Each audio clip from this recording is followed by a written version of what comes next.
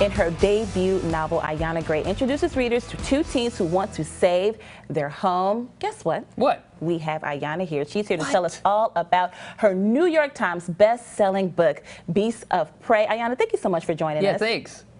Oh, thank you so much for having me. Yes, we know you are busy. I've been seeing you do a national tour, so thank you so much for stopping by. Good day. Tell us, what is Beasts of Prey about? Sure. So Beasts of Prey is young adult fantasy, although I think it's a great read for all ages.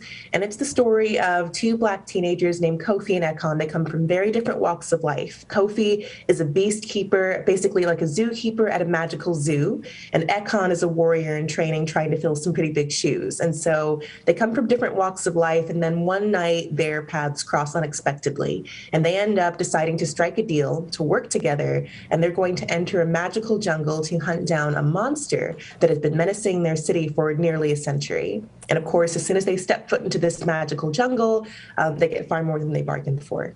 Wow. Yeah, absolutely. You had me at monster and magic. I love it all. Yes. How long did it take you to write this book? You know, it took me actually about from start to finish 5 to 6 years. Wow. That's quite a journey. Yeah, for sure. So talk to us about your literary influences. Is there anybody that you really say that has made that impact on you as a writer?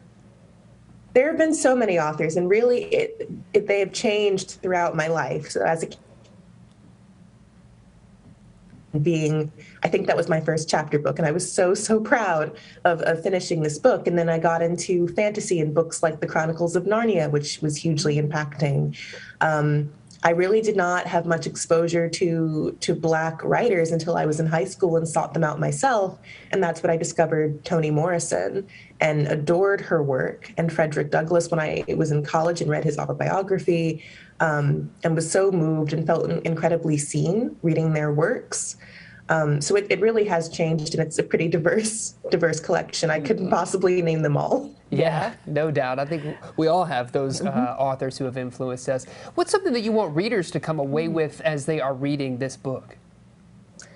You know, I'm always really careful not to push too much into readers. I really believe that the relationship a reader has with a book is none of the author's business most of the time. So, you know, people will take all sorts of things away from this book, but I know that I wrote it.